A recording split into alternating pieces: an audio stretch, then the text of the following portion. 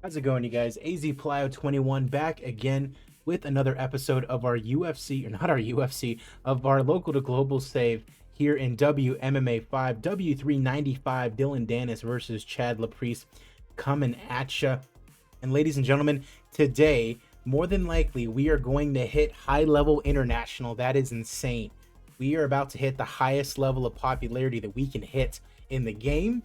Now, obviously, we can get all the way up to 100%, which would technically be the highest level of popularity. But we are about to hit that threshold that will essentially make it the home stretch, get us also closer to being the #1 MMA organization in the world.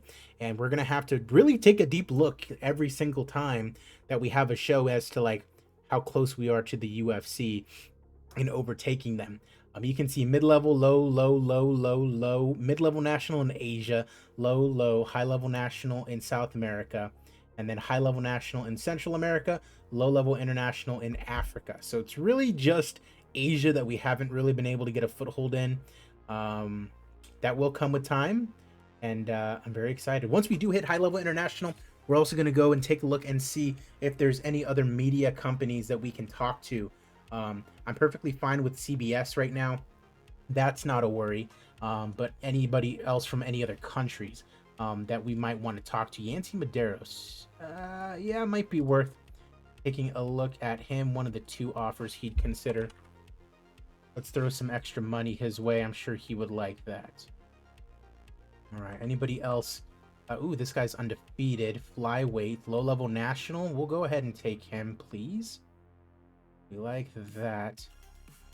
Anybody else? Eric Gonzalez, no thank you. And that's about it. Yeah, that's all that I really want to look at. But yeah, next time I see you guys will be for W396, Dominic Cruz versus Marlon Moraes. Now, moving forward, we need to make sure that all of our main events are high-level international. Has to be.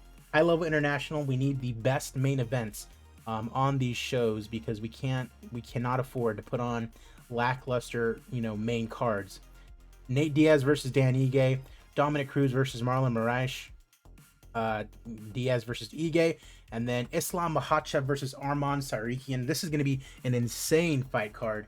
And then a lot of little fight nights thrown in between, thrown on W3 Plus, free viewing essentially.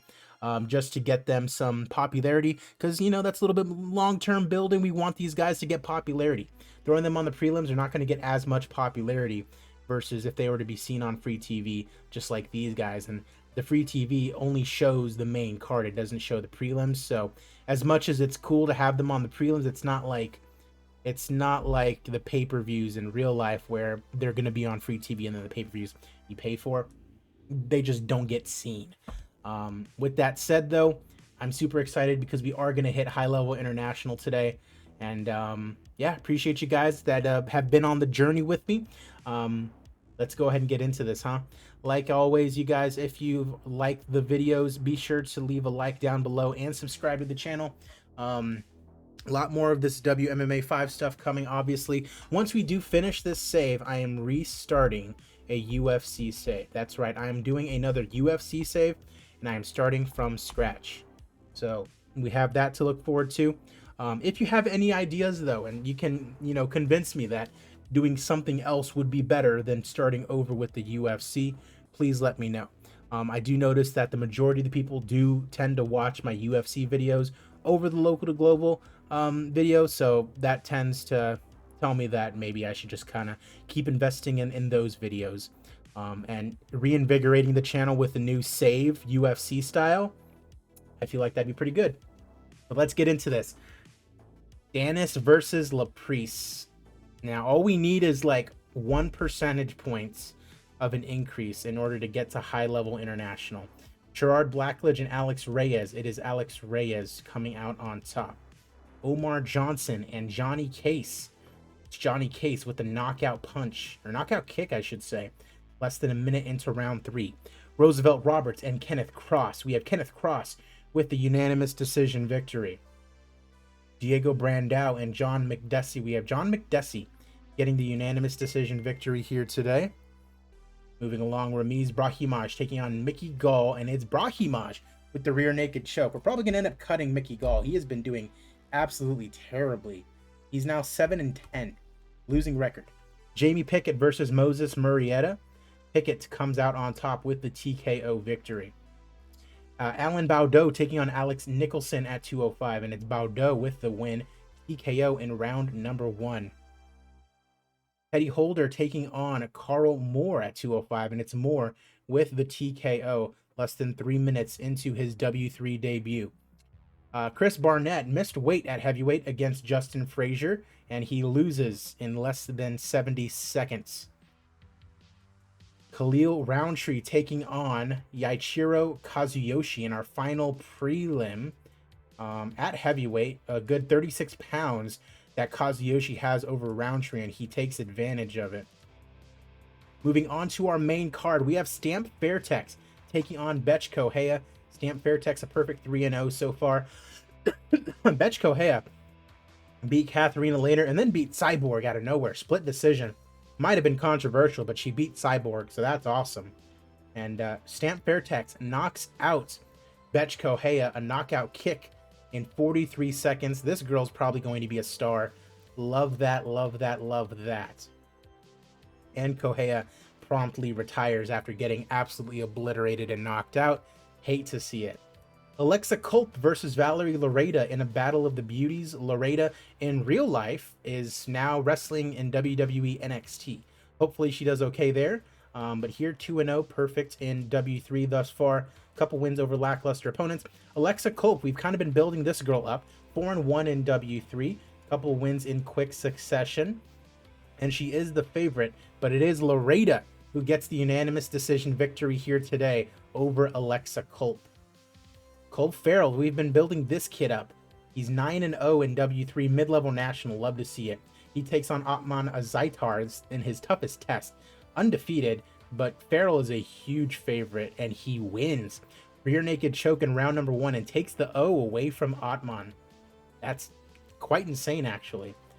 Brandon Moreno versus Wilson Heiss at flyweight. Heiss 1-1 since joining us here in W3. Brandon Moreno is currently the flyweight champion. It is not for the championship. It is just a match for Moreno. And Moreno gets a unanimous decision victory here today. Co-main event up next, Francis Ngannou taking on Alexander Volkov in the heavyweight division. Volkov still going at it at 35. Same thing for Ngannou. Ngannou coming off a TKO of Greg Hardy in less than 30 seconds. And Volkov TKOs Francis Ngannou in round number 1. Rated as a great fight, but Volkov getting the better of Francis here today on his W3 debut, no less. DILLON DANIS taking on Chad LAPRISE in our main event. LAPRISE, mid-level national over in Canada. 1-0 since joining us here in W3. DILLON DANIS, high-level national, a main eventer. Left the UFC to join us here in W3, and he gets the submission victory in round number 1, improving to 8-1. And he wants to fight Jaleel Willis. Now, the big thing is we really need to see commercial rating of 94, which is perfectly fine for high-level international. We just need like 1.5%. That's all we need to get to high-level international, and we get it done. We decrease our popularity in the UK, and Russia was not a great card over there for them, but we increased by 3.2 percentage points here in America, and that means we have hit high-level international. That is awesome. A lot of work, a lot of time has gone into the save to get to this point. A nice little $9.5 million profit. You love to see it. But we have hit high-level international. We are essentially at the end of the road now. Really now, it is all about just continuing what we've been doing, putting on good fight cards, getting it all the way up to 100%, and eventually overtaking the UFC as the #1 organization. Now, they have a lot of stars still under their belt. They have a lot of fighters that can really put on good fight cards, but we have been slowly eating away at kind of, the bottom of the barrel a little bit from them. And then we've kind of been more selective about the fighters that we take from them. Really, anybody who's low-level national or higher if their contracts coming up, we want to take them because those are really good, undercard fighters that they, need on those main cards that we are essentially taking away. Anybody low level national or higher, we're taking away from them. So that way they don't have depth in their roster. They're going to need to wait. Either need to wait to put on fight cards, or they're going to put on crappy cards and their popularity is going to go down. That's just the name of the game. That's what we are trying to do. Eddie Holder. Meanwhile, we got all of our guys over here. We're putting on fight cards every single week. So we're getting guys that are gaining in a lot of popularity and that we are only going to be able to use even further to help us out in our cause. Anti-Maderos. Only offer he's considering, that's good. Even though he had an offer from the UFC. So, like, yeah, right now, Ally Quinta, high-level national, we definitely want to get him, and it looks like we are going to get him, which is awesome. Wilson Heiss, he's low-level national. He lost his fight, but we're going to... Oh, he doesn't like that. Okay. Wilson Heiss, a little bit picky about his contract there. Diego Brandao, he's 1-2, low-level national. We'll go ahead and get him. A lot of these guys also, even if they're like on, 4-fight losing streaks, if they are mid-level national, just to keep them from going to the UFC, we want to keep them. So Roosevelt Roberts, yeah, we can kind of keep him. High-level regional. I can see him kind of turning into something should he get a couple of wins in succession. Alex Nicholson, this guy we're going to go ahead and let go of. Mickey Gall, we're going to get let go of. High-level regional, though?